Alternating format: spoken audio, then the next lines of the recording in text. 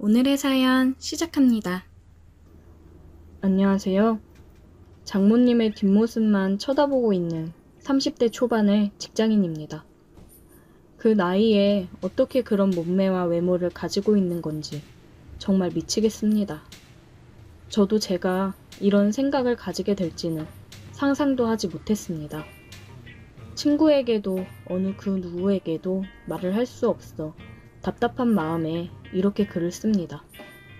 고민 끝에 이렇게 글을 쓰니 욕하시지 마시고 천천히 들어주세요.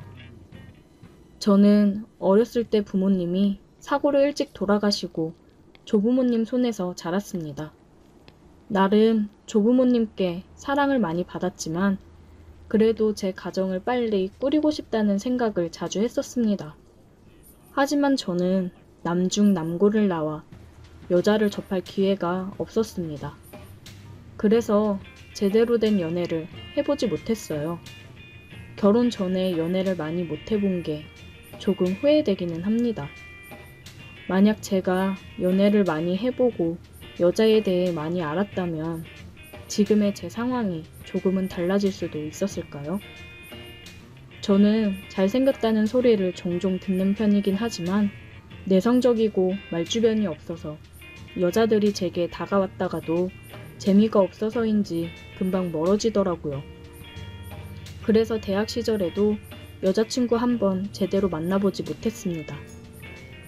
그러다 대학을 졸업하고 열심히 공부만 한 덕분인지 나름 좋은 기업에 입사를 하게 되었어요. 거기서 지금의 아내를 만났습니다. 유일하게 제 어줍지 않은 개그에 반응하며 웃어주는 그런 착한 사람이었어요. 저도 제가 재미있다는 듯 크게 리액션을 해주고 웃어주는 그녀가 눈에 들어왔습니다. 굉장히 청순한 외모에 하얀 피부, 그리고 분홍빛 입술을 가지고 있는 그녀는 아름다운 여자였어요.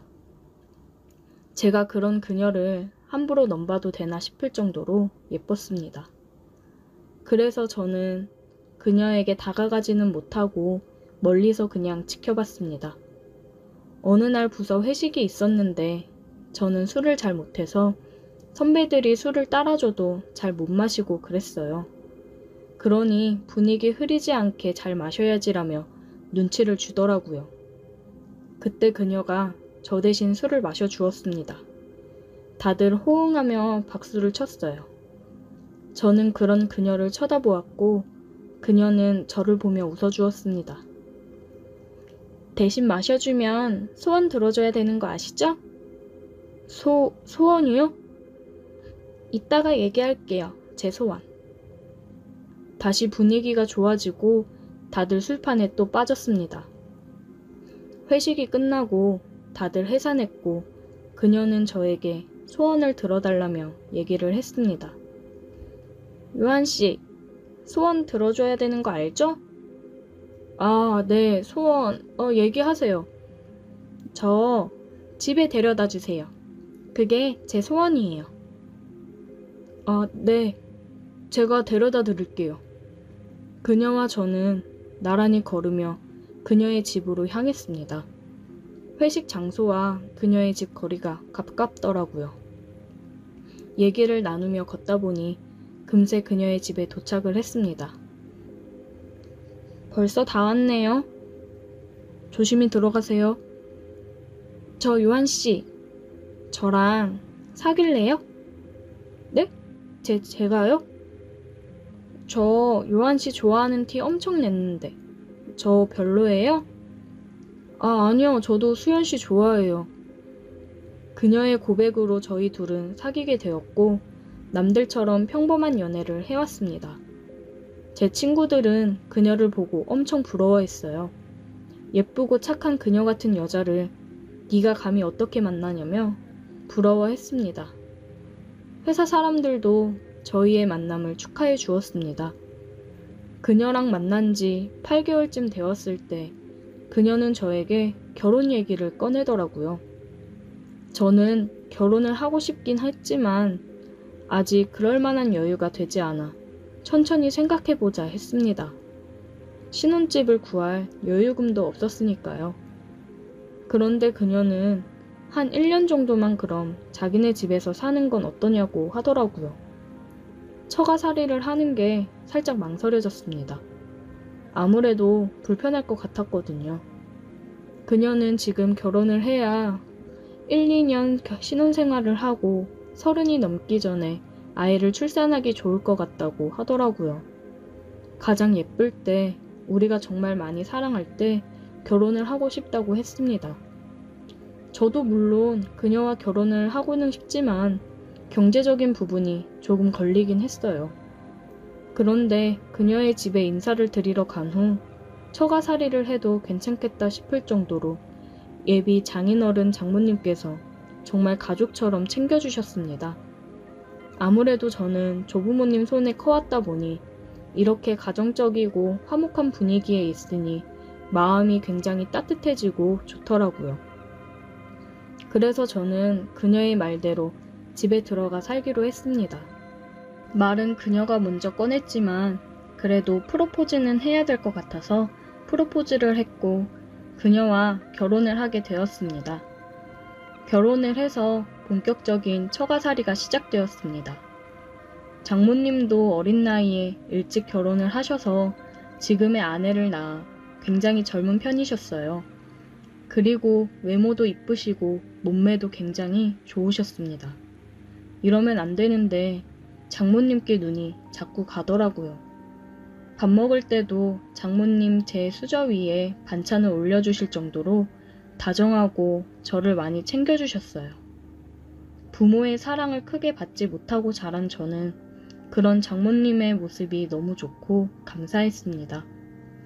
그래서 저도 모르게 계속 눈이 갔는데 한 번은 장모님이 샤워를 하시고 머리를 수건에 싸시고 주방으로 물을 마시러 오셨는데 저는 그런 장모님의 매끈한 목덜미를 보고 두근거리는 제 마음을 멈출 수 없었습니다.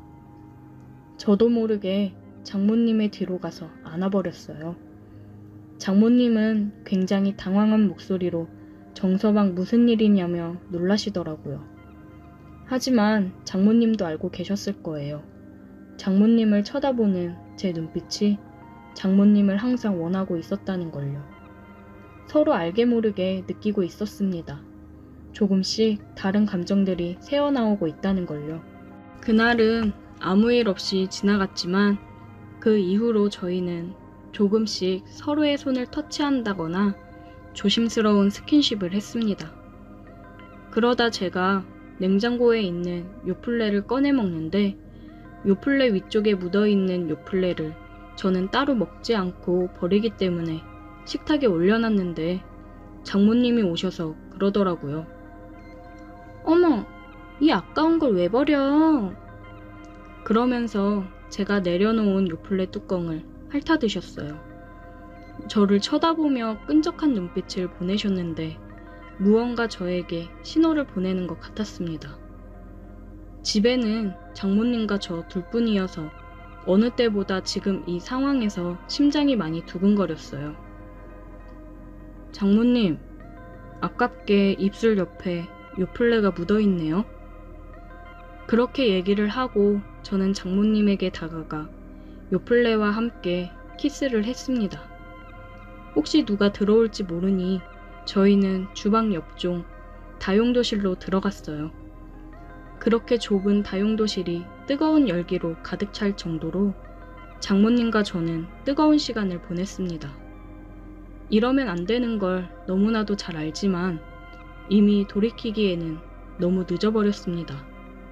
그 이후 아내와 장인어른을 보기 힘들었지만 그렇다고 해서 장모님을 향한 마음을 멈출 수는 없었습니다. 장인어른은 장모님한테 엄청 다정하고 아직도 사랑을 많이 표현하시는 분인데 그럴 때면 저는 질투가 나 장모님을 더 괴롭히고는 했습니다. 우리는 그렇게 아무도 모르게 6개월간 미래를 즐겼어요. 장인어른이 이번에 전세 주던 집 세입자가 계약이 끝나는데 거기 들어가서 사는 건 어떠냐고 제안을 하시더라고요. 너무 감사한 제안이지만 저는 나가고 싶지 않았습니다. 그냥 장모님과 함께 여기서 살고 싶었어요.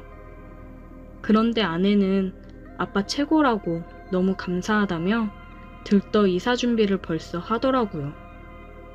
가정 가구를 보고 주말에 백화점을 가자고 하며 들떠 있었어요. 이사를 가고 싶지 않은데 방법이 없겠죠. 장모님을 매일 보지 못한다고 생각하니 너무 속이 상하네요. 오늘의 사연 여기까지입니다. 오늘도 들어주셔서 감사해요. 구독, 좋아요, 알림 설정 부탁드려요.